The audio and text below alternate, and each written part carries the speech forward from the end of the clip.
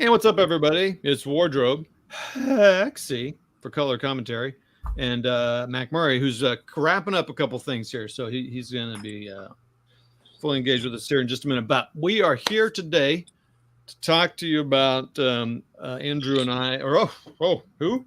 McMurray and I played A Victory Awaits from the International Game Series from MMP Multiman Publishing. And we just wrapped that up. We played, it's a 9-turn campaign game, and we played 8 turns, and we'll explain that when we get to that. So the Victory Awaits, there was a victory denied, a victory lost, and now a victory awaits. Victory Awaits is the Barbarossa for the first, I think the turns are 10 days, so it would be the first 3 months. Doesn't sound right, but maybe. And it's a cool game in that it's actually 4 games in one. It's designed to play because it came out this way originally. Army Group North as a separate game, Army Group Center and South as 3 separate games, I believe in a Japanese war game magazine. And then they combined them all for a Victory Awaits, and so you can play. Like I think I played center, right, Jeff? Because you're like, no one had played it when I. Yeah, I played north, so you played center. Yeah, I played center, and I think I'm not sure if anyone's played south yet. I feel like they have. Now I really want to play south. That's something that we kind of want to talk about afterwards, kind of based on things we learn. So I'll just keep going. Murray, just chime in when you're ready to go, and then I can kind of move off the summary here. But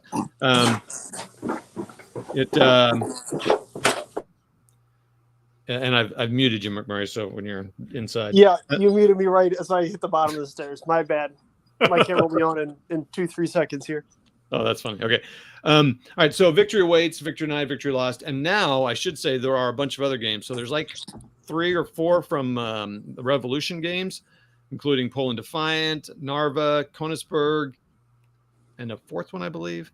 And then now 3 Crown Games, which I don't own any of these, and I would be interested in trying one. 3 Crown Games, if you're listening. You can send them to, anyway, 3 Crown Games. So the designer of those, not the Japanese gentleman, but there's someone else, Stefan something, Ekstrom, I think. Ekstrom, yeah. He's designed 3 or 4 for them already on kind of, to me, pretty rare. Well, like Königsberg and Narva, to me, are kind of rare East Front kind of scenarios. He's done a few more kind of, to me, more rare East Front scenarios. I really like to look at their maps and their counters. I really should get one just to compare it. It might become my favorite FPS system, which I'll talk about in just a minute. So it's a chip. I'm sad I gave you Poland Defiant back now. Well, you can probably never get it back from me. So yeah, it was hard the first time. Well, wait, where were we going with that? You were talking to Victory Awaits, and you were talking about all those Revolution games. What I missed? So they're all in the same system. Yep, they all use the same system. Oh. So they're almost all East Front, or they're all East Front games. That's the sad part. I played all those other ones too. I didn't even realize that. Good point. Well, I mean, they're kind of basically pulled from that. Chit pull, pretty easy. I think the Revolution, it looks like 3 Crown Games. They had some little tweaks and stuff to them. I think one of the 3 Crown Games adds a more of a restricted divisional leadership thing. Like you can only command your division and some independence units. So that's kind of cool. I kind of like that because the way these victory games are designed, it is free for all. So, so if you're really hardcore historical, it's going to be kind of buggy. But let me get back to why that is. So they're chit pull mechanisms. You have basically, gosh, what are they? Are they divisions or maybe, yeah. And yes, I believe they're so. Divisions, and you have division headquarters. But if I pull Army headquarters, headquarters, Army group headquarters almost, yeah. So but it doesn't matter who I pull. If there's a unit within a command radius of that 4 hexes of that commander, you can command the troops. So, they can do a lot of stuff. They can combat together. They can you can like totally separate them from their command. So they can get probably a little wacky if you're really hardcore about that. But if you're hardcore about it, there's a lot more detailed games. So you pull a chit, and it just goes that. We had as many, I think, as 32 to 34 chits was the most we had in the turns. No, there's more than that because there were 17. I don't know. I think when I looked at it, we got up to like 37 or 38 once you put Okay. all of them in there. Yeah. So chip pull and so that's fun. Makes for good. It makes it very soloable if you wanted to do that way. So McMurray and I were doing like we've done a lot of games, basically playing solo together. We played both sides. McMurray kind of focused on the Manstein, 3rd Panzer, Grenadier, all these kind of the Guderian guys. He kind of on that center.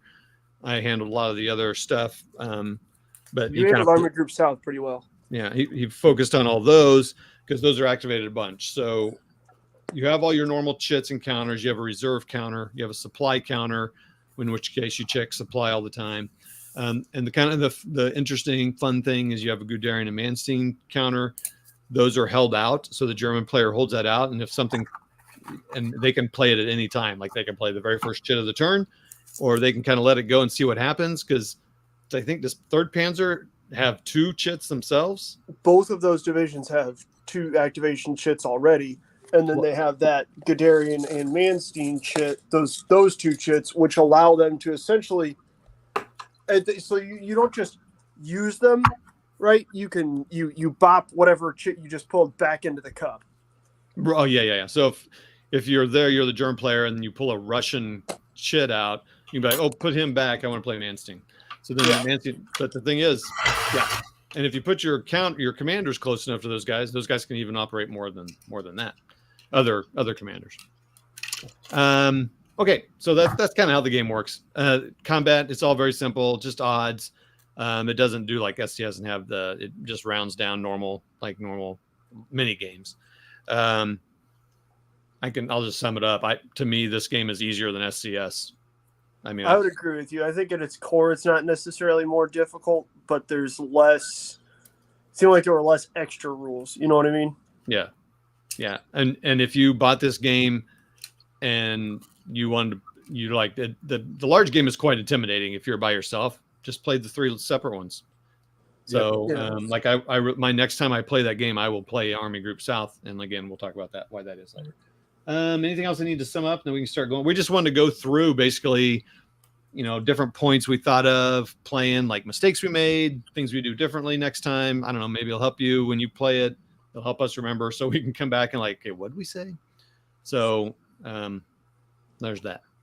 We are very quiet in the comments and very quiet in the people watching, but that's cool.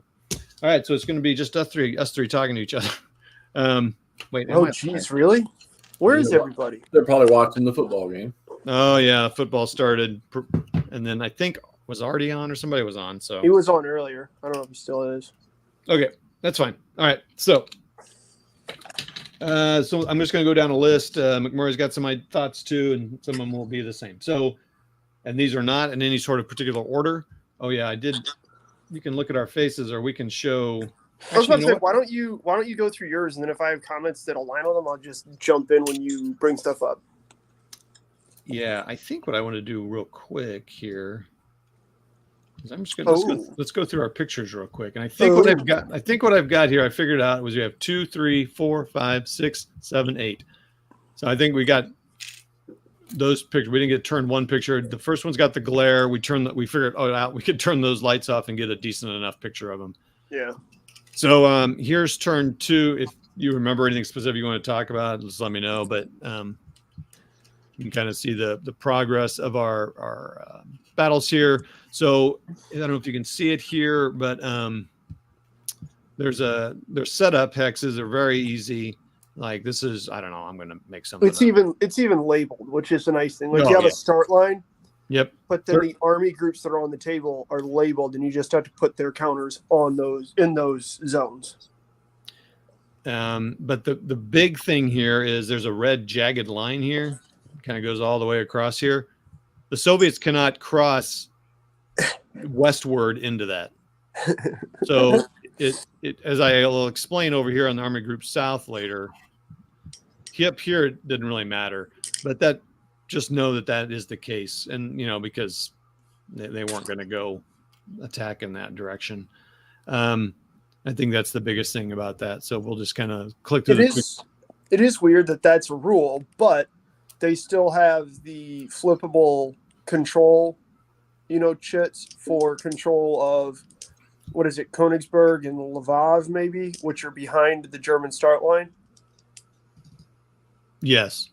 Yeah. Which is just kind of a weird one. It was annoying playing it because both of those were essentially on that bottom hex row, and we were trying to play it. And once you get started playing, 2-3 feet onto that table, I wound up picking them up and put them up in the Gulf of Riga or something because we kept winding them up with them on our forearms and stuff. Yeah. So, basically, to win the game, you need 101 victory points. 191. You get them by taking city hexes. So Kiev's worth 3. Hey, Charles, what's up, man? Thanks for coming on. You're a very. I wish I had an award for you because you'd get it because you're always on watching. Charles is awesome. Bless you. So, what's the thing? So you take for each. So Kiev's worth 30 points, and you get those points, and you just count them up. You get points for destroying Soviet armor, and then you lose for losing German armor.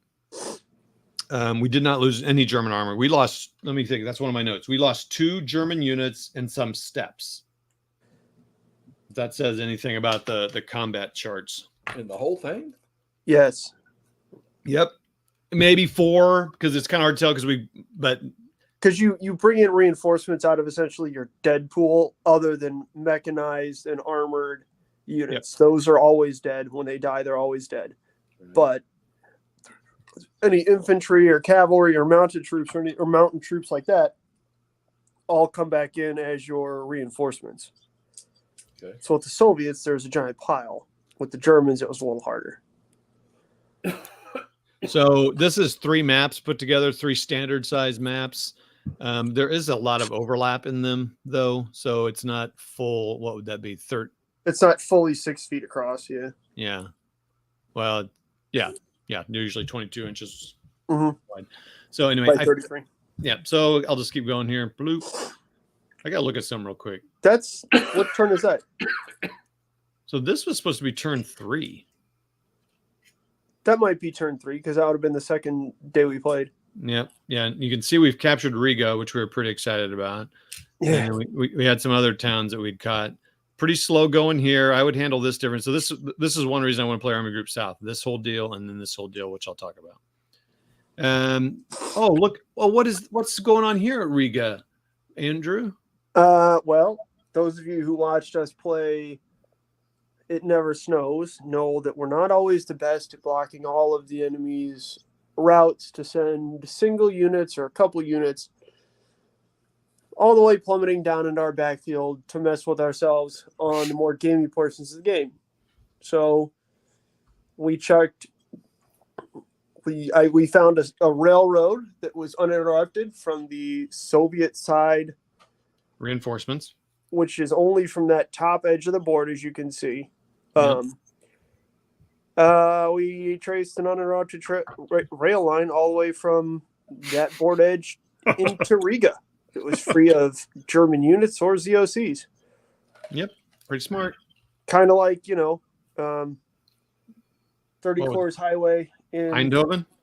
Yeah, it was embarrassing. So that was actually a giant thorn in our side, basically for the rest of the game.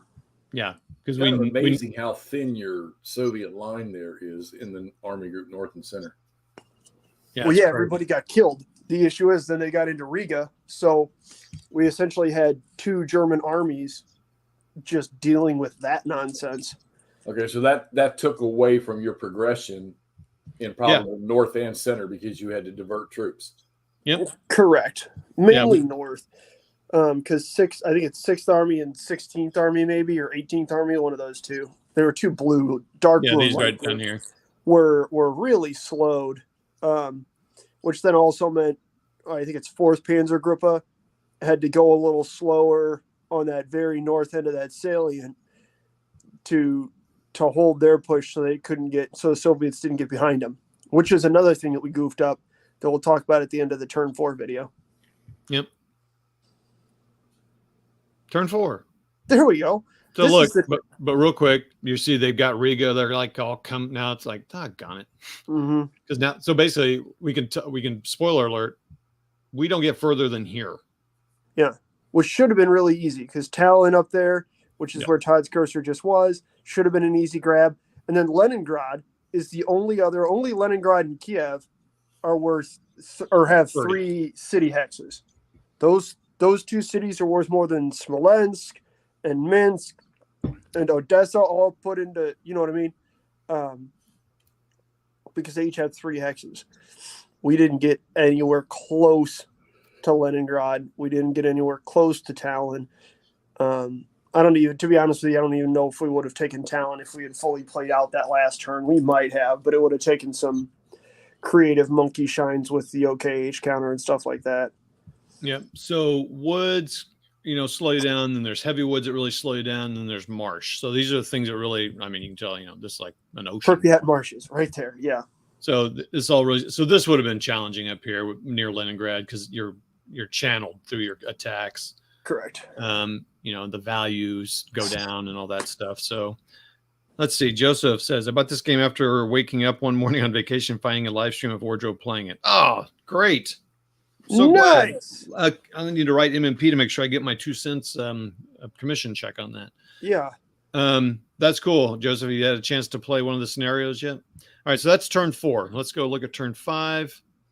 Oh, look at Riga's still taken. Yeah, Riga is still in possession of the Soviets. You'll also notice that over here in Army Group South, how it looks like this. Again, great. Todd's doing great down here. So here's, wait, hold on. Let me look at, I was about to say. Let me look at turn 4 real quick. Okay, so turn 5. So we got all saucy and got all frisky. So we got, look at this advantage up here. Like, there are Germans on the east bank of whatever river runs through. Look at this bed. And then what's this one up here? That's that long town name. Petropavlovsky. Petrovsk. Yep. Yeah. We were like, I remember when McMurray asked me, do you think I should rush over? We're like, yeah, let's do it. And so he did. Yeah. It was just kind of that'd be entertaining. Turns out it was kind of a waste, but that's okay. Let's go to turn 4 though and talk about that. That's one of our points. Let me see, crossed off my list. Because you can see that great big empty spot over there. The only counter up there is the control counter. Yeah, look at this. This was turn 4. At the end of turn 4, it's just nothing there. So so that was one of my things you want to talk about. Supply. Talk about that, McMurray, at turn 4. How you don't have to do it, right? Sorry, I had to grab my phone charger. Okay. Were you talking about supply, or you want me to talk about supply? You talk about it. You were the one that kind of noticed it. And the Soviets, they do supply almost exactly like the core supply rules. Core supply rules in SCS work, right? Yeah. You just have to trace a line of zone of control free hexes back to your supply side. Period. That's it. That's how those guys down there in the Pripyat marshes weren't out of supply basically from, turn 3 or 4, was because there's always some hole they can trace through, right? Yeah, you would have to, like every other space, actually not. Every 2 spaces have a German unit, and that's not really very effective. So we were able to get creative with all that stuff the entire time. But the Germans had to stay within, 5 or 6? 6 hexes, I think. 6. We figured out it was 6. 6 hexes of a German-controlled rail hex, right?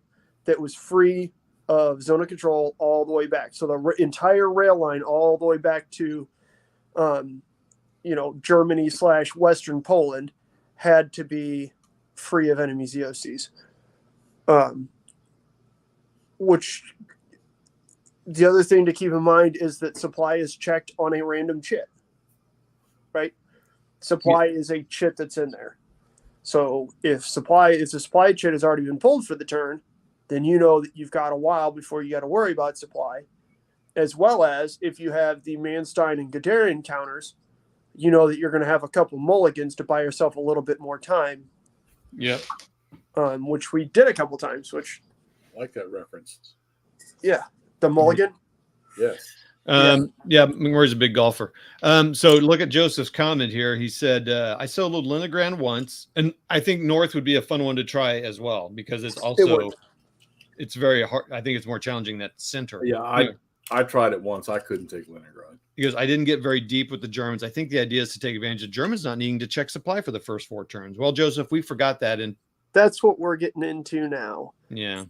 So at some point, McMurray was like, he like was, we kept looking at the rules and doing stuff. But at some point he goes, oh my gosh, we didn't have to check it till turn 5, basically. It was when I got to turn 4 on the chart. I was looking at it, I was like, the Germans start checking supply now, this turn. Is it turn 4 they check it or turn 5? It's turn 4. You start on turn 4. That being said, and we were checking it and thinking about it all 3 turns. Every single turn. I mean, we didn't really have any problems with it, but we was affecting our movement. We're like, oh, I don't get out of supply. It did, and when we finish all this, I've got some thoughts on that and how that actually may have affected our play. Because my first initial thought, well, let's finish this walkthrough, kind of. Joseph, I think this is this series, all the victory games. I see now here, the Revolution ones are a little bit more complex, but yes, I think this one particularly, especially center, would be fun to teach a new person like you, Joseph. You probably got this figured out. Hey, RMA, you would play you play the Soviets and then let the newbies play the Germans and have them. Or honestly, I think as an introduction, playing it like we played it might be a lot more fun because that's true. That's true. This is a really good way to get people started playing war games. And I'm going to keep this short, I promise, because there's not necessarily a winner or a loser. So you eliminate the possibility of somebody going, oh, well, that guy kicked the shit out of me. I don't want to play that game anymore. I've not necessarily seen too many people have that issue with hex and counter board games, but I have seen people have that issue with miniature games like Chain of Command, where it's just playing kind of cooperatively where you play both sides might be helpful. Yeah. I mean, the Russians really get spanked here. Like, see that big pile of red over there? Yeah, those are dead guys. Those are dead. Well, except for those top white ones there. But these all here are, I mean, you're just cranking. No, this is turn 4. Oh, I'm sorry. Yeah, this is turn 4. They might not all be dead guys. By turn 5 or 6, all the white ones that you see over there are also dead guys. So anyway, so that's turn 4, and then turn 5, you can see this guy up there. So I don't know. Anyway, so we'll get through this. So there's turn 5. Just so everyone knows, we're talking about A Victory Awaits, the International Game Series, MMP, Multi-Man Publishing. This is turn 6. The full campaign game. You can see that we have taken both hexes or all 3 hexes of Kiev at this point in time. And that is up here. That's it. Got a little pocket of guys here. So we took Riga finally. So supply is pretty brutal in this game. So supply, if you're out of supply, you just lose a step. You lose a step. There's these guys, the next turn, they're going to go out. Yeah, there's no lasting supply effects. You just start dying. Like, it's unpleasant. Yeah. So I think that's probably another way to get some stuff done. You just got to really get a tight grip on, keeping somebody out of supply, but yet while still moving forward. That would be an interesting thing to try. So, and then you can see over here where this little cup is. I don't know if you can see the cup, but I put as Soviets, we put some guys in there in defense just so they couldn't take it. I mean, you'll see they don't get very far with that. So how long are the turns? They're 10 days. Yeah. Mandering Mike, thanks for jumping on. I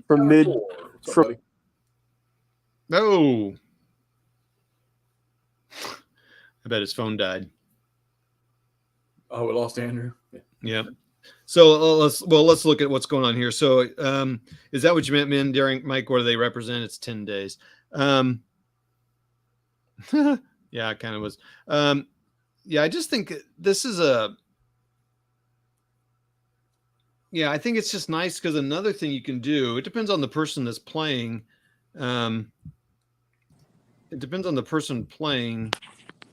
Sorry about that. Yeah, no problem.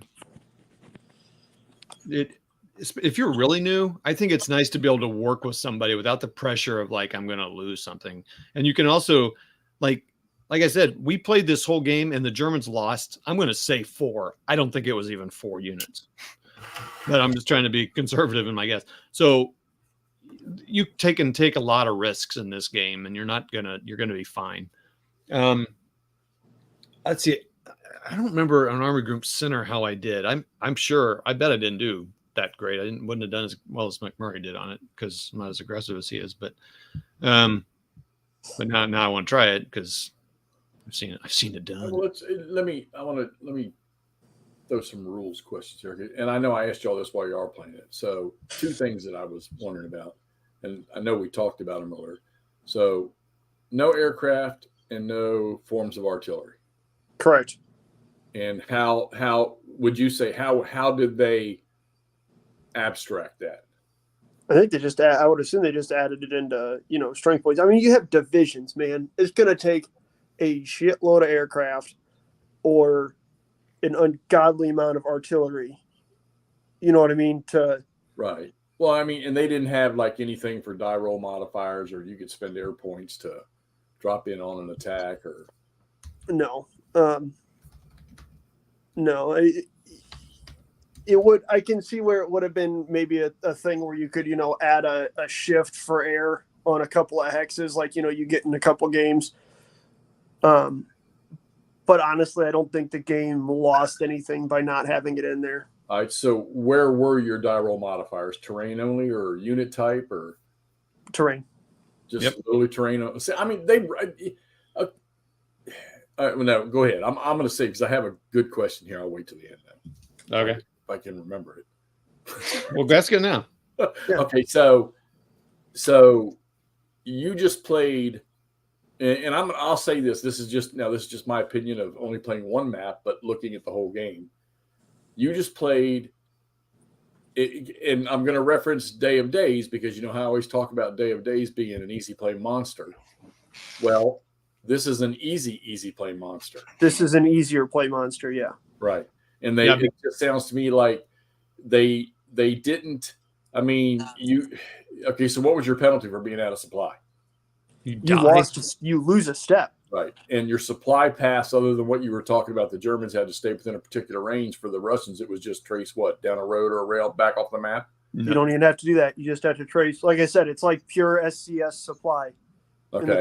In the core rules, as long as you can trace a line of non-ZOC hexes back to your supply points, you're fine. Okay, so they really minimized that. Yep. They accounted for air and artillery without having to put a rule in the game to make you think of something else. Yep. And okay, I know I've already seen the final map, and it's maybe with a few things that you all didn't maneuver to, but because your strategy wasn't calling for it the way y'all were addressing it. This is Barbarossa. Yes. I mean, you guys. I would say we might have been marginally less successful than Barbarossa itself. And I would say by looking at the map, which turn is this? I think this is 6. All right. So looking at this map here, if I had to say, if I had not watched you guys play or talked to you all at all, and I was going to take a guess at what your strategic plan was, what your primary goal was, it looks to me like Smolensk to Moscow. Yep. I mean, that's where all your points are. I mean, they kind of drive you that way because that's where most of your points are. Right. Except for Leningrad. Well, okay. So you made a decision that the OKH or OKW, they were, I mean, other than after the initial kickstart of Barbarossa, they had 3 or 4 objectives. You guys made a choice on the fly of where to gain the best chance for victory. So, yeah. To be honest with you, I feel like we could have really, if we hadn't lost Riga on turn 3 or whatever, I feel like we could have had a lot more punching power punching east because we wouldn't have had that whole stretch back. We could have, if we needed to, essentially got to where you have all those forests and all those marshes and then just held that line as opposed to having that whole long line going back. So at any point during the play of this game, was there enough movement allowance in time that you could have shifted your strategy completely, like say from center to south? Could you have diverted the panzer groups from center to south if you had wanted to, or center to north? So we kind of did do that a little bit with what was the red Panzer Group, Todd, that was in Army Group Center? Because that so Was that basically, third? I think it's whichever one was Manstein's It's second, or Guderian's. Fourth Panzer Group, I think. second and third, I think, were in the middle, and first and fourth were on the ends. Either way, the point is what actually wound up taking Kiev was a Panzergruppe going north of the Pripyat marshes, taking Gomel, and then just cutting straight south. That wasn't a push directly from the west. That was a drive south to This way. Kiev, and then we coordinated and met up with the forces that were kind of stalled pressing east in Army Group South. Well, So you guys initially took Riga quickly, right? Oh, absolutely. Yeah. Turn 2. Yeah. And you took the crossings there at Daugavopoulos, whatever, or just across the river to the east southeast of Riga. Right in there. You took those pretty quick. Correct. Which that was Manstein. So Yep. y'all pushed quite a way in 6 turns. I mean, We did. Which are we done with our? Let's do our final wrap up on our gameplay, Toddy, and then we can. So God, I 7. took a terrible picture. Jesus. I think that was actually me. There's a banana. Okay. There's a banana for scale. Accurate. That is a large banana. All right, all right. So anyway, so here we are. We're kind of pushing now. I'm starting to push this way to try to take, because it was going to get me a lot faster going around this way than trying to go through this one road on the woods here. So I tried, and then we started putting some Soviets. Like, oh yeah, you just think you're going to come over here? I don't think so. Oh, pushing north towards Talon. It's hard to see where your cursor's at. Oh yeah. Sorry everybody. Sorry the map's so small.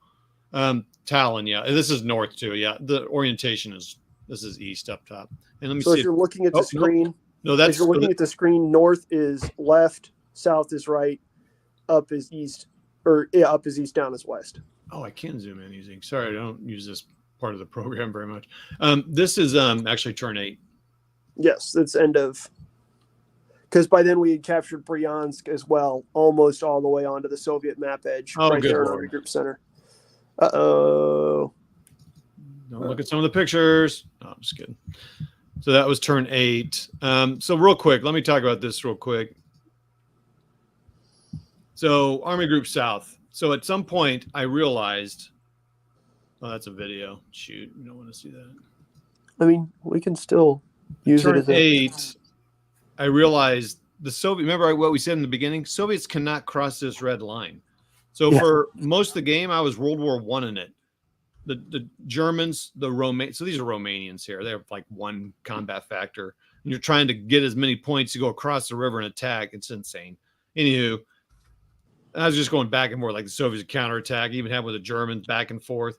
And then I realized, like, wait, why don't I just all concentrate it? So this is how I'd play Army Group South different, is one thing. I would just find some weaker spot, easier place to attack, and just move everything over there and just attack, because these guys will never come around. Now, see, so that's kind of unrealistic. But what's supposed to happen is these guys should be up here threatening there, so they're not going to attack here. They're going to defend themselves here. I'm sorry, I'm talking about down here. I'll go slower near the pencil and the tweezers. These guys should have gotten further that way. I'm not sure what I did wrong here. I don't know what. So that's a German infantry army.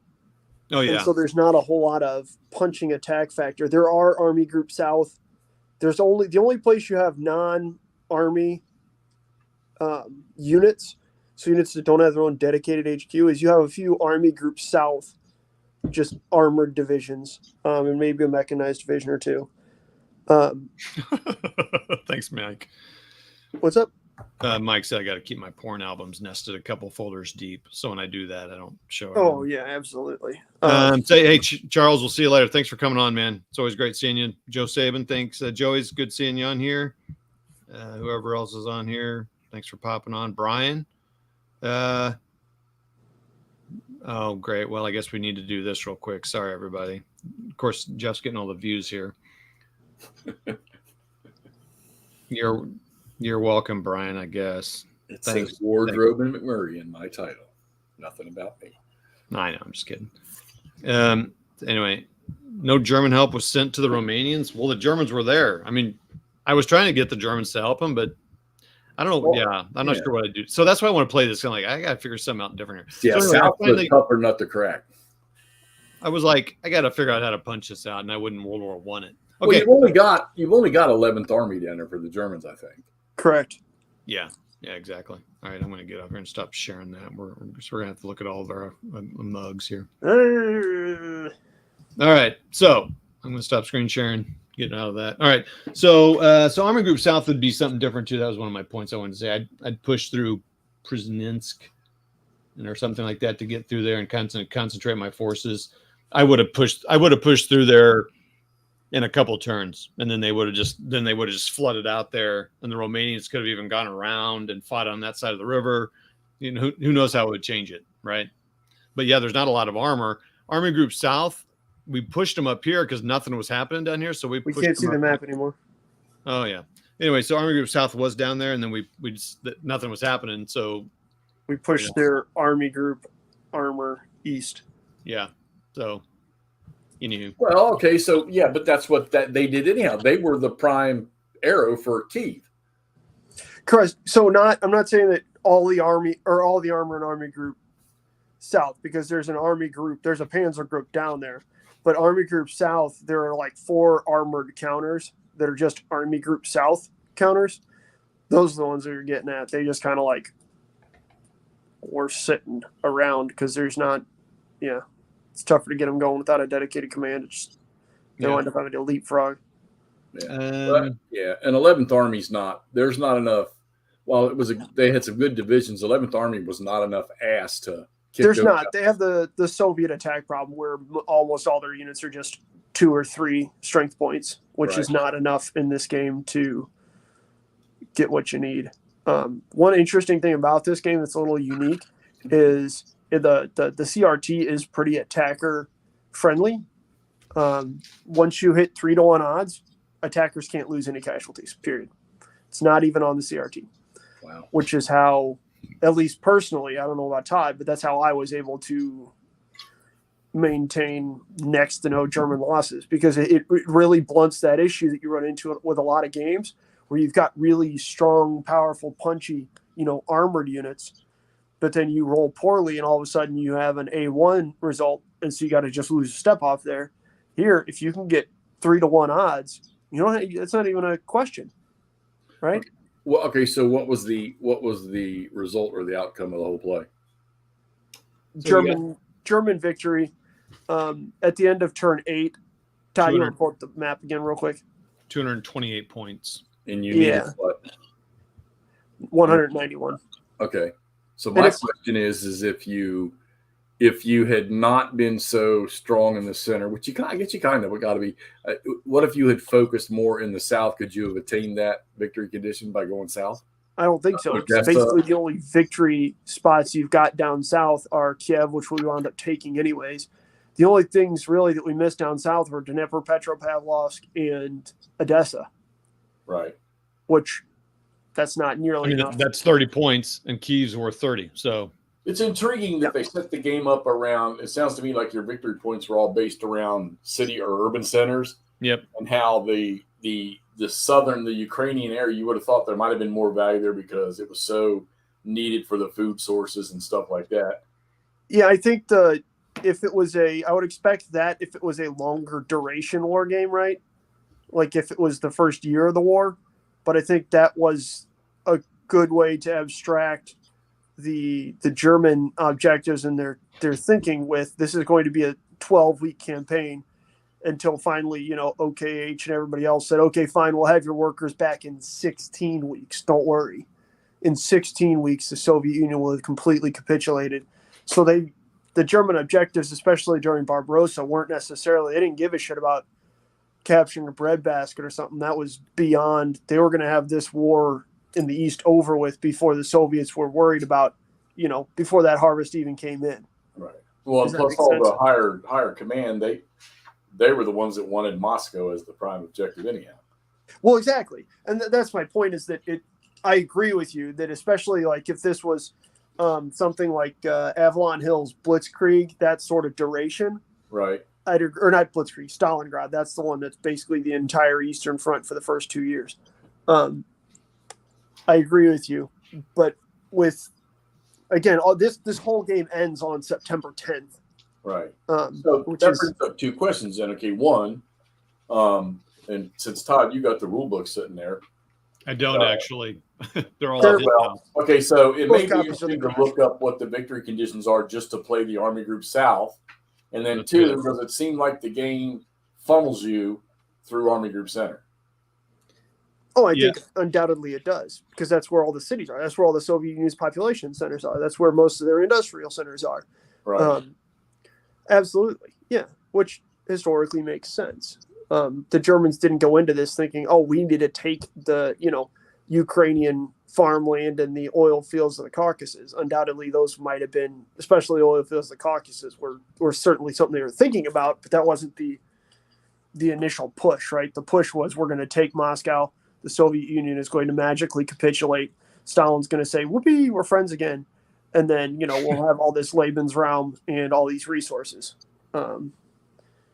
Unfortunately, that obviously didn't happen. But so the other thing about the victory conditions, because we're talking about those, and it's an important note for what we're kind of talking about right now, and with the points, right? It's not, you don't have to just achieve 191 points, right? You have to have 191 points at the end of turn 9. In supply, right? Correct. No, not necessarily in supply, but cities are worth less if they're out of supply. They're only worth 5 if they're out of supply, as opposed to 10. Were there levels of victory, or just you either win or you didn't? Win or lose, baby. Win or lose. I am curious, though, to know what the victory conditions are going to be for Army Group South in that game. It's 52 points, and Yeah, I was you're about going to to say, get. I assume it's just smaller points totals. Yeah, you're going to get that by taking Kyiv, Odessa. And then eliminating a bunch of mech stuff, maybe holding one thing that I don't know how we did that versus how it's supposed to be played. I think we wound up doing it pretty appropriately, but it's a little confusing. There's stand fast cities, which if you take one as the Germans and you hold on to it, you get 5 points if it's in supply, or 2 points if it's out of supply. But then as the Soviets, you can start pulling one of those off per map section. So one off of the north map, one off the center, and one off the south map per turn, starting on turn 6. Todd, did you have a picture of the setup before you started playing? No. Okay, so let's go all the way back to the start with your deployments. Okay, obviously you were successful as the Germans, but if you were going to take a different approach, what changes in the setup at the start would you have considered? There's not a whole lot of independent setup. What's up, Toll? So they set in zones. I mean, you didn't have to put. Yeah. This Panzer division had to go in this hex. They just Yep. went in zones. So could you have modified that and took a different approach? I mean, hell, can you even shift a Panzer army to another? No. Okay. They have to stay within their army group zones. And stacking is 2 units in a hex. Correct, which means that you also can't concentrate and make it light somewhere else, because most of them there's 2 units, 2 units, 2 units, 2 units, 2 units. There's not much. Okay, so all right, so where do you think other than Riga, where did you miss as the Germans, and where did you miss as the Soviets? So this isn't. Go for it, Todd. Well, I think. Yeah, in the south, I'm not sure yet. I need to play south to determine. Wow, we could have done that differently. Besides the far south with the Romanians, that I figured out. What I struggled with is I got all trapped up because it's mountains and woods, and it's really hard to get around. Because what McMurray was able to do is you could get around, and because if they have to, just like SES, if they have to retreat through a zone of control, you lose a step. So you might just do defender 1. Retreat 2. Well, if they have to, once they have to go, there's only 2 steps in the unit. What I found out doing it towards the end was really effective. Is there's a lot of retreat results, which then if you can force, even if it's a full, 2 counters that are full value, if they have to retreat through 2 zones of control, they die. Yeah, there are a lot of results that are just retreat. Lots of R's and RRs, and then not to get higher is at 1 RR. Right. So I'd have to look. I think probably go around those woods on the Army Group South, and maybe take advantage of what little armor you do have, use that Army Group South units to go around and start cutting those guys off, because once they get cut off in supply, man, they're screwed. In zone control block supply. Yeah. We could have certainly also used the Soviets can't cross the red line better, especially at the south end of Poland there. Yeah, that we both kept units between the Soviets and German start line when we 100% didn't have to. Well, I mean, it's Barbarossa. All right, plain and simple. Keyword: it's Barbarossa. But is there a potential strategy in this game other than maybe getting lucky to knock German units out of victory point hexes?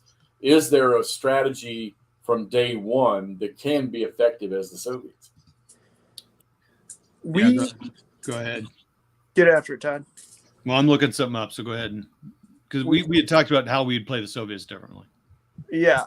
So we did not trade space for time very well, which is something I run into a lot.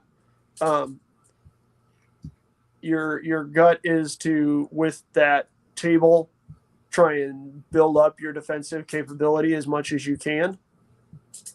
But that's a losing venture, because no matter what, you're just going to have a couple of German 8-4 units roll up, and the max the Soviets for the most part can get in terms of strength points into a hex is 4, right?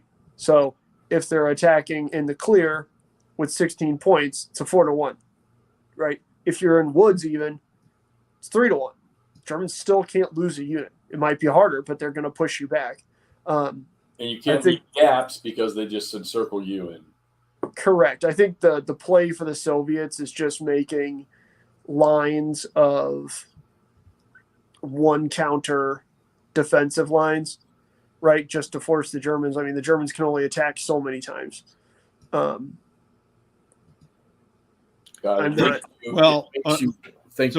You hope now that they make a fourth game called A Victory Continues or A Victory Delayed or something like that, where a victory for Stalin. Yeah, where you can go past Barbarossa. Well, that's what Smolensk is and Victory Denied is. Those are still like mid. I was about to say, isn't Victory Delayed or whatever, and then Denied. Victory? What's the other one? Victory Lost. Yeah. Let's talk about those in just a second here, real quick. I think another thing. So Joey's right. That does take practice, 100%. Well, that's what's cool about this game. If you sat down and really did it, you could really play it. You could definitely play the single mappers pretty fast. Absolutely. Even with the full campaign game, it was only taking us an hour, maybe an hour and a half if we buckled down. We could do it an hour for a turn. Yeah. So in this way, it might be nice to have 2 or 3 players, kind of going. You'd really get it out fast. I was about to say we would have had if we'd had 3, maybe 4 people playing, aside from occasionally having to worry about chit overlap. These turns would have been 45 minutes long, an hour tops for the real heavy combat turns. I'm sorry Jeff left, because one thing I wanted to talk about is that we do differently with the Soviets, I think, is using the headquarters differently. Correct. I was thinking about that. So it's a bummer Jeff's not here. So everybody, what happens is, thanks for coming on, everybody, by the way, and just comment that you're here and all that. We like hearing from you. So the commanders, you are allowed, the Soviets for every turn, I don't know, whatever, every turn, most turns are allowed 3 to 5 command units they can bring in, because there's a bunch of command units that they have just sitting in reserve. And remember, anybody can command anybody. So we got really thin because we would wipe out the command units, and then you had a bunch of Soviets that couldn't do anything. We should have been more aggressive about bringing those guys in instead of units, because they could have been out there, and then you could have activated some Soviet units 4 or 5, well, not 4 or 5, maybe 3 times at a turn, as opposed to 0 to 1. Yeah, that also probably could have been a way to more effectively funnel units forwards. Yes, because then we start getting these big chunks of reserves, and you could only bring them in, and then you couldn't move them because you had no command. So that was a failing on our part, is not bringing. Just basically got to bring them all in, bring all those commanders in, because we had 5 that didn't see action at all, at least. Yeah, but now you're right, Mike. Boars, zones of control. I mean, they're just normal zones of control, like the 6 X's around you. Movement cost. Oh, actually, there's tough. So it's 2 extra points to move into a zone of control, and then it's 2 extra points to move out of a zone of control. So you have a bunch of units that have 5 and 4 movement. Basically, at one point I trapped a unit. Well, actually, you can see them over here. I'm gonna share my screen. I'm just gonna do. Yeah. I'm going to say basically every Soviet infantry unit, which is basically all the Soviets have on the board after a while, is 2-4, 2 strength points, 4 movement. Which means even if it's in the clear, the Soviets can move out of a zone of control and then 1 hex. Can't move out of a zone of control into another zone of control. Can't move out of control on a zone of control into heavy woods or marsh. It's rough. It is rough. So see this Romanian unit here? Oh, you can. How funny. It's like huge on my screen and tiny on there. That's okay. So we got 1 Romanian unit all the way in the south. Yep. They cannot even move out of that hex. Yep. Because they have 4 movement, and it's going to cost them, well, to cross the rivers, yeah. Yeah, to cross the river would cost 2 to move there if nothing was there. So yes, I guess they could have moved there. How come some reason I thought they were stuck there? Who knows? Anyway, because they're moving out of and into a zone of control. Oh yeah, 1, 2, 3, 4. Yeah. Anyway, whatever. They couldn't. They were essentially trapped there. Yes. So that's so it is tough. And so Jeff, one of the things we talked about is using the commanders more effectively, right? Because you got a bunch of extra commanders and all that. So down here, Kev's here. Hey, Kev. Hey, what's up, man? You get a little box, Kev? No 1 hex minimum? No. Oh, that's a good point. That's a great point. I don't think so. I think, are you saying that you can move 1 hex no matter what? I don't think that was in this game. I don't know if it is. We missed it. But yeah, if we did, we missed it. But yeah. Are these armor formations back here near? No, these are mostly infantry. There is 1 armored unit and 1 mobile. Yes, so there's a mobile unit there. Interesting. The red Germans are almost all infantry. So see, real quick, Jeff, real quick. This army group south here, I think that's the one that was down there, right? And they had some mechanized units. They're orange. Yeah. And they just say AGS on them. Yeah. I don't think. Anyway. I think that's one of these guys here. Okay, Jeff, sorry, go ahead. Okay, so all right, we answered the question for the Soviets. Don't really know what the potential is. Well, the commanders are a big thing. Right. Okay, so 222 points. If you replayed, should the points be more? Should you have attained more points than that, do you think? Yes. I feel like if we hadn't goofed up Riga, that would have at least been, maybe we could have got another 10 points out of Tallinn or something like that. Right. But we may have gotten farther towards Odessa. And if we hadn't been checking, if we hadn't been worried about supply. So here's actually something I wanted to talk about. That's my big brain melt with this game. We didn't check German supply, but how much would throwing those units out there have enabled the Soviets to encircle and get behind us to then start knocking out some of those German units? That was because I'm right there with you at face value, and through most of the gameplay, it was, man, I want it. How do we screw that up? How do we screw that up? But then how far would those guys have punched without maintaining that rail line, only to allow Soviet units to pour in behind them? Well, right. So that because Soviet reserves, don't forget, come all the way down a rail line. They don't have reinforcements. So that's going to be something that people are going to have a problem with, because I did it at one point. I went behind German lines with reserves, rail changes and all that stuff. But it's like, whatever. I mean, the whole game is. It is. That's one of those things where zoomed way out. And I get it. Soviet trains and German trains were different gauges. That works both ways. If the Germans are converted, the Soviets can't move their crap onto it. If the Germans haven't converted it, the Germans can't move their crap onto it. So basically, you have to do like we did here. You have to make sure you got one guy, and you have security units of like 1-3 units there for blocking rail lines and blocking lines of communication. And, you can, we chalked up things to like partisans. And so there's no partisan rules in here. There's all kinds of crap that could make it. Well, Stalin and I guess his staff or his higher ups, they presumed or assumed that the southern sector would be the most the point of focus for any German attack. Right, the most desirable, yeah. Yeah, and so the buildup of forces was stronger in the south, and from what I understand it too, a lot of the armor was what armor they had was in the south for the majority. So I mean that makes it. I mean the fact that you all snatched Kyiv, you snatched multiple crossings across what's that the Dnieper or the Donets or whatever it is. I think that's the Dnieper. Yeah, I mean you just and it seems with the push you made. Scroll back over towards Smolensk, Todd. Throw your mouse over Smolensk real quick. Is it right there top of the map? This is Smolensk. Okay, so I mean, you've blown way past just below Smolensk there. You've blown way up in there. By end of game, we captured Bryansk. Yeah.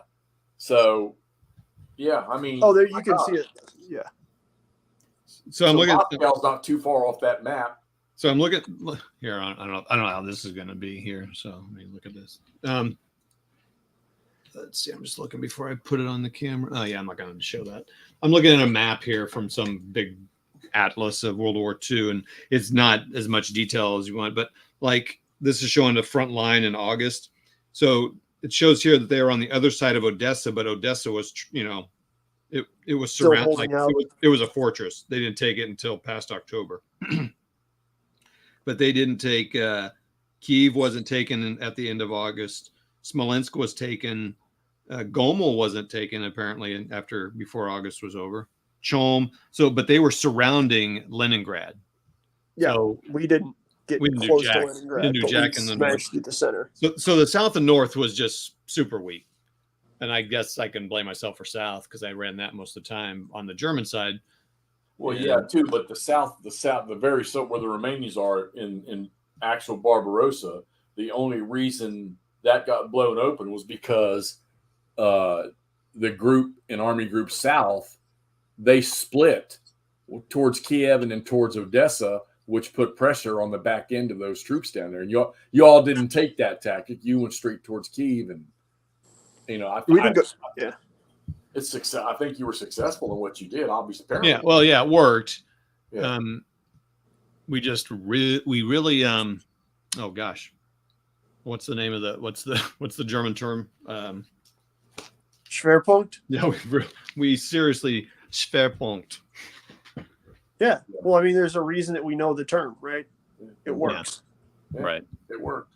Let's see. Now I'm saying if I'm sitting back at the high command, I'm thinking, okay, now I think we have the ability to push for Moscow before the year's out. Yeah. That map. Yeah, for sure. So McMurray, besides the commanders, how would we use all those reserves differently for the Soviets? Because basically what I did with a lot of them, I was trying to block road paths to, keep them. I'd put them on the other sides of rivers, put them in forests, but blocking roads. But it would only be like 1 or 2 units, and I kind of spread them out. I don't know if that was the right move. Correct. We did blow through them, but you had to stop and combat them. So I don't know. Yeah. That I think we misused, and this is my fault.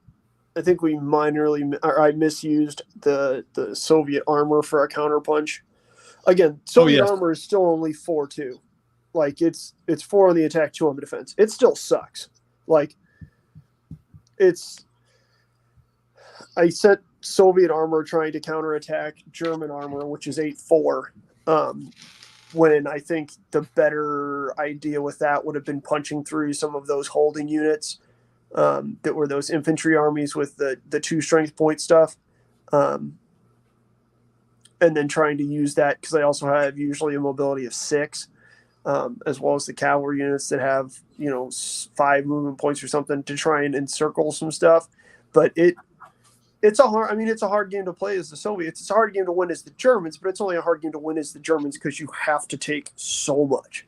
it's not hard to kill a bunch of Soviets and to take a bunch of territories to Germans.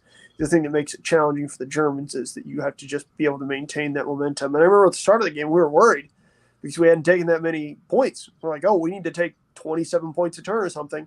Yeah. We started out slow. About it when we might not have had to be. My biggest thing is, again, the supply thing. I thought a lot about that. And I think it almost was more of a saving grace for it, because then that Soviet counterpunch with that reserve armor may have been a whole lot easier to get through without our Soviets never had any initiative, period. I think we would maybe make a couple localized attacks. Yeah, they were weak. A turn, and that's it.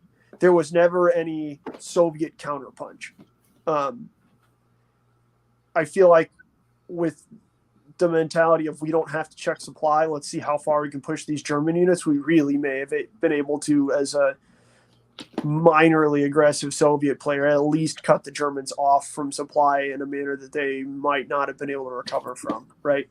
Because once those tank units get way up there, if we can chuck 2 Soviet Defense 2 guys on a rail line, it's going to be hard for those German, 2 strength point units to kill them. So I'm not sure. Well, and while they weren't very successful in, during Barbarossa, the Soviets did throw some counter punches. Yeah, and that's my issue, is that we really weren't able to coordinate, or I wasn't really able to, not Todd's fault. I was not able to coordinate any sort of Soviet counter punches.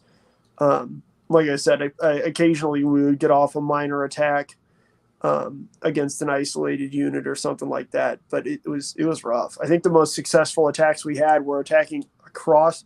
I did attack across that red line against the Romanians a couple times, which was rather entertaining, because then Todd and I had a little bit of, wait, can we do that? Is that a thing? Can we do that? Oh wow! So real quick, the again, before I start talking about this, I think I've covered everything on my list. You got everything on your list? I think so. We talked about the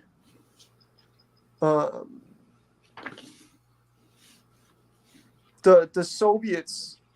We should have been bringing in more headquarters every turn. We weren't worried about it because the Soviets, when you bring in that many headquarters, you can't activate all of them. You can only throw a certain number of headquarters chits into the cup every turn. So we were kind of maintaining at that level when we probably had headquarters that we didn't need to be activating that were already on the table, that we could have thrown in just a ton of extra new headquarters and then gotten those Soviets a little bit more mobile. Whether that's for trying to orchestrate stronger, defensive positions or what, or even just getting them in there to activate. One thing that we ran into was we would have big gaps in the line where the Soviets just didn't have an HQ. So as the Germans, we didn't have to worry about, leaving 1 or 2 units defending kind of a big chunk, because we knew that the Soviets were dog water at moving when they could activate to move, because they didn't have any movement points. And B, they didn't have headquarters over there anyways. There is a counter for each side. It's Soviet reserves and OKH, which allows each side to move a certain number of uncommanded units, right? Units that are out of command of any headquarters. But it's only like 3 to 5 units for each side. You got to roll, odds are you're only rolling 3. Well, it sounds like the game it's okay. So you don't necessarily play this game to say, can I win as the Soviets? Can I win as the Germans? It sounds to me like it's going to be a 99% win as the Germans. It sounds to me like the objective of like playing this game multiple times is to see, can I break the amount of points I got the first time? Yes, I was about to say, as the Soviets, you're 100% just trying to not lose, right? You're not necessarily trying to win. You're trying to not lose, which I know sounds like a dumb philosophical difference there, but yeah. But fun. Very fun because you all blew through it. Yeah, Very and we're sitting here talking about it for an hour, which says something. I mean, yeah. Real quick, so Victory Denied is July to September of 41. Crisis at Smolensk. It's the same scale. It's 10 miles, except for a turn is 7 days, not 10 days. Is it, how many maps is it? It's 1. Okay. And then the Victory Lost is Crisis in Ukraine, 42 to 43. Okay. And I haven't looked at the rule book yet, but that similar. sounds like your favorite SCS game, Rostov, kind of. It's going to be similar. It's a tough nut to crack. I was playing that with my buddy. So the question is, do we even play a Victory, the Smolensk one now, if we already took Smolensk? Is the unit scale different? Is it down into battalions and stuff? Or no? It sounds like it's the same. The time scale is slightly compressed, and that's it. I would say the other one, the Ukraine, would be a better, because there's an operational nightmare in that game in Ukraine, and I know it because I watched it happen to me. Real quick, a difference in this one, just kind of perusing through this real quick, is so a headquarters can activate a headquarters, so you can daisy chain it. Oh man, can you imagine that? What? God, you could game the shit out of that though. There's got to be some sort of, because that's the one thing you can't use like OKH or reserves to activate an HQ. Yeah, I don't know. Like you can't do that, and God, you could really go nuts with that though. Yeah. But like Kev said, one of these does have a little weird thing with the railroads or something like that. But yeah, I saw that. But that being said, again, I had a fantastic time playing this. Big fan. Highly recommend, especially if you're looking for something that's fun to play, that you're not necessarily going to have to break your brain over. Right. Yeah, I'm amazed there's not as many people out there, at least not as many people that have listed it or posted about the play of this, because like I said, I only played North and it was fun. And like I said, you all have obviously had a blast playing. The game is, like I said, maybe the overall victory condition is not such a big thing to think about other than just those points, but just trying to figure out which direction to travel, in this thing and how hard to push, which obviously it's go full bore. Yeah, it's a fun game to play. I feel like we could definitely play it again, and we might get a very different result. At the very least, the journey to get there would be very different. But yeah, I mean I agree as far as how many people are playing. I guess just because people aren't making videos or writing it up doesn't mean they're not playing it. But I mean, we've talked about doing a war game boot camp at a Euro board game convention. Gosh, to me, just pull out like one of these. Oh God, yeah. Like play this in a day with 2 or 3 people playing. Yeah, we talked. I think you were gone when we talked about that. But like at that convention where you're just trying to show people what games are like, this would be a fun one, because also the chip pool is fun, because that makes it different as well. Yeah, and with those 2 interrupting ones, it gives the German to feel like they got something to say about things. So yeah, like we're talking about how quickly you can get through this. Most of our turns took an hour and a half or so, but we were also horsing around because Secret Wrestling Camp. I think it was the second session that we had. We got through one turn in like an hour and a half, hour 45, but then it was one of those, oh shit, Todd has to leave in about an hour, and then we slammed through that turn right off. It was the day that we unboxed something with Jeffy. Oh, probably Thunder something you're getting Thunder ready to play. in the Ozarks, which is what I'm currently playing, is on my table right now. Woohoo! Yeah.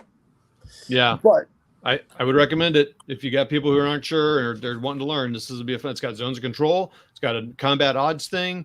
I mean, those two things there. It's got retreating, advancing after combat. It's got everything that you expect to see in a board game because it does have supply. Whether you like how dense the supply rules are or not, it's something you can play where it's already going to be in a new player's head that, oh yeah, supply's the thing. So you're not walking into the next game going, oh shit, what's this? It's got all the elements you need in a war game that you would expect in a war game. They might not be as complex as you might like or you might expect, but they're there. Yep. Which, and real quick, Mike. Yeah, I mean, our goal with this boot camp wouldn't be even to finish games necessarily. It'd be more just to play even a turn of some game. Like here's, you can go from this to ASL. You'd have combat commander. You'd have just a memoir game set up. You just have a whole variety of games set up, modern, ancient, whatever.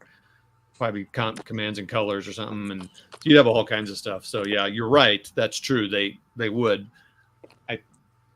I mean, that's a weird thing because people do that with your games, but then they'll also play like Talisman or Arkham Horror or some shit that takes them 8, 9, 10 hours to complete.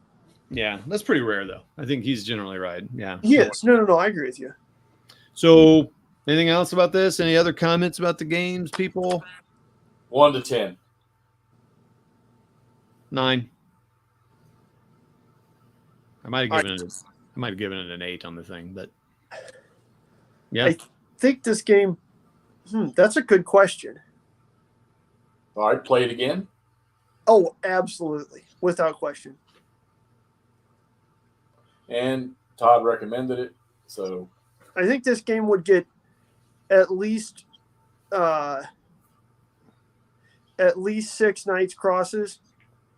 Maybe smoke leaves, maybe some clusters, no swords or diamonds. Okay. Jeffrey. It certainly would get no winter uniforms because you don't need them, or at least we didn't. Yeah, you got it done.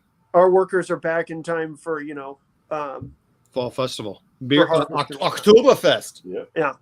Yeah.